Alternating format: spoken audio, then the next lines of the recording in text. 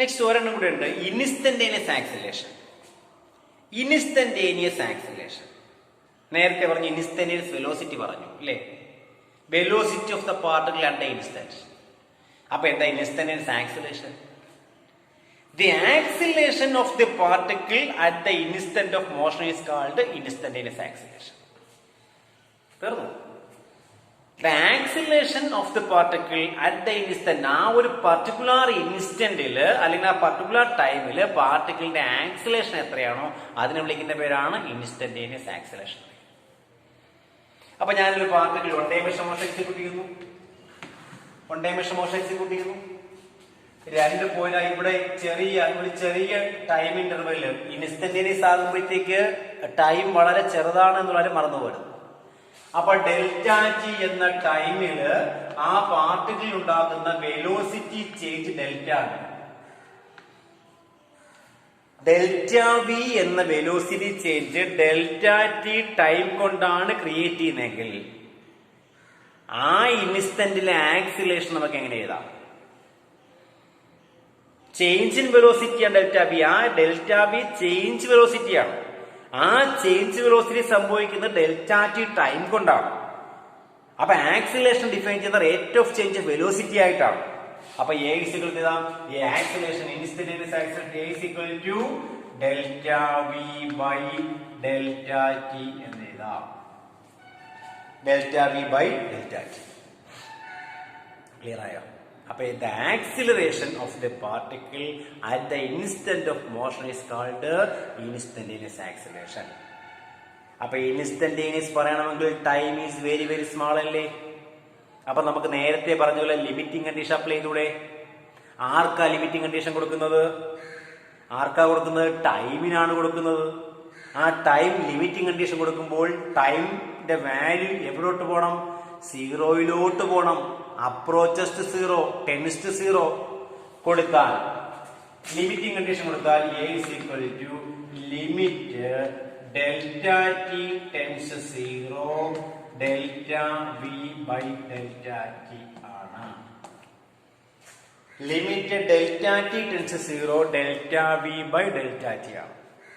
അപ്പൊ ലിമിറ്റ് കൊടുത്താൽ delta convert ചെയ്യും, എന്തായിട്ട് മാറും?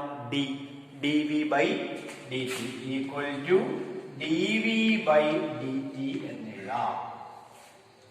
എന്ന് വെച്ചാൽ equal to d by d t of v എന്ന് എഴുതാം. എന്താ ഡി ബൈ ഡി ടി? നേരത്തെ പറഞ്ഞു d by d t derivative അല്ലേ? V of velocity. അപ്പൊ ആരുടെ? വെലോസിറ്റിയുടെ ഡെറിവേറ്റീവ് ആണ് ആക്സിലറേഷൻ. അപ്പൊ acceleration is the derivative of velocity എന്ന് കിട്ടിയില്ലേ? പറഞ്ഞ ക്ലിയർ ആയോ? അപ്പൊ ഇൻസ്റ്റന്റേനിയസ് ആക്സിലേഷൻ ആകുമ്പോഴത്തേക്ക് ഒരു പാർട്ടിക്കിളിന്റെ acceleration at the instant of motion ആണ്. ആ പർട്ടിക്കുലർ ഇൻസ്റ്റന്റിലെ ആക്സിലേഷൻ ആണ് ആക്സിലേഷൻ ഇൻസ്റ്റന്റേനിയസ് ആക്സിലേഷൻ എന്ന് പറയുന്നത്.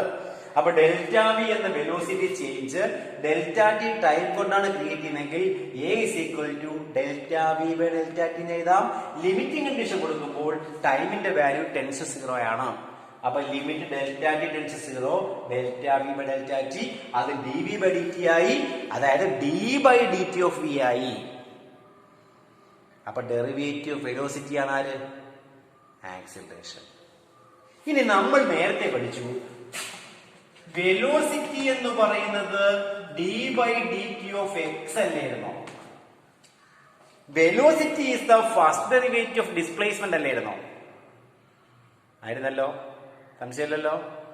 അപ്പൊ ഇവിടെ വിക്ക് പകരം ഈ d by d t of വിയിലെ വിക്ക് പകരം എനിക്ക് d by d t of x കൊടുക്കൂടെ? ഇവിടുത്തെ വെലോസിറ്റിക്ക് വരുന്ന ഈ വെലോസിറ്റിക്ക് പകരമായിട്ട് എനിക്ക് d by d t of x കൊടുത്തൂടെ? അപ്പൊ എന്തെല്ലാം? A is equal to d by d t of V.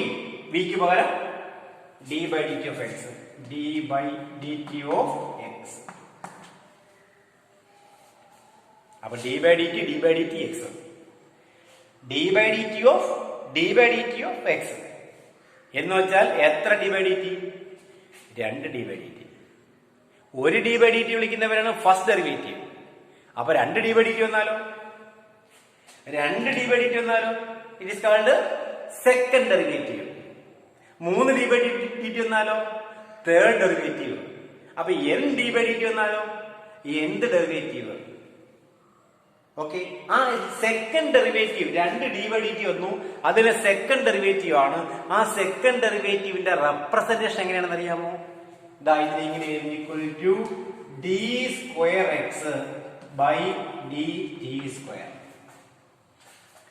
d square X by dt square. ഒരു സംശയം നിങ്ങൾക്ക് മനസ്സിനകത്ത് തോന്നും. ഞാൻ ആദ്യമേ പറയണം, കാരണം നേരിട്ട് പഠിപ്പിക്കുമ്പോൾ ഉണ്ടാകുന്ന കുട്ടികളുണ്ടാ ഡൗട്ടാ പറയുന്നത്. ഈ മൾട്ടിപ്ലിക്കേഷൻ അല്ല ഇവിടെ നടത്തിയേക്കുന്നത്. മുകളിൽ നോക്കുമ്പോൾ d into d d square ബാക്കി എക്സ്. ഓക്കെ, താഴെ dt dt. അപ്പൊ d സ്ക്വയർ t സ്ക്വയർ വരണ്ടേ? അങ്ങനെയല്ല. d ബൈ dt ഒരു ടേമാണ്. 2 d by dt d square by dt square എന്ന് വെച്ചാൽ ഡെറിവേറ്റീവ് ഓഫ് എക്സ് 2 തവണ വിത്ത് റെസ്പെക്ട് ടു ടൈം. എത്ര തവണ? 2 തവണ. എക്സിനെ വിത്ത് റെസ്പെക്ട് ടു ടൈമിൽ 2 തവണ ഡെറിവേറ്റീവ് എടുത്തേക്കുന്ന അർത്ഥം. മനസ്സിലായോ? അപ്പൊ ആക്സിലേഷൻ എന്ന് പറയുന്നത് 2 തരത്തിൽ പറയാം. വെലോസിറ്റിയുടെ ഫസ്റ്റ് ഡെറിവേറ്റീവ് ആണോ dv ബൈ dt ആണ്. അല്ലെങ്കിൽ ആക്സിലേഷൻ a എന്ന് പറയുന്നത് d square X by dt square ആണ്. അതായത് ഡിസ്പ്ലേസ്മെന്റിന്റെ സെക്കൻഡ് ഡെറിവേറ്റീവ് ആണെന്ത്? ഡിസ്പ്ലേസ്മെന്റിന്റെ സെക്കൻഡ് ഡെറിവേറ്റീവ് ആണ് ആക്സിലേഷൻ. അപ്പൊ 2 തരത്തിൽ പറയാം. Acceleration is the first derivative of velocity or second derivative of displacement. Clear ആയോ? അപ്പൊ എന്താ ഇൻസ്റ്റന്റേനിയസ് വെലോസിറ്റി? അതുവഴി നമ്മൾ ഇൻസ്റ്റന്റേനിയസ് ആക്സിലേഷൻ എത്തുകയാണ്. The acceleration of the particle at any instant of motion is called instantaneous acceleration. Delta v by delta t. Limiting condition കൊടുക്കുമ്പോൾ dv by dt. d by dt വിളിച്ച പേര് derivative. vക്ക് പകരം dx by dt കൊടുത്തു. അപ്പൊ d by dt of x എന്ന് കിട്ടി. 2 d by dt എന്നാൽ അത് d square by dt square ആണ്. അപ്പൊ d square X by dt square, d square X by dt square. അപ്പൊ ആക്സിലേഷൻ എന്ന് പറയുന്നത് സെക്കൻഡ് ഡെറിവേറ്റീവ് ഓഫ് ഡിസ്പ്ലേസ്മെന്റ് ആണ്, അല്ലെങ്കിൽ ഫസ്റ്റ് ഡെറിവേറ്റീവ് ഓഫ് വെലോസിറ്റി ആണ്. Okay, clear?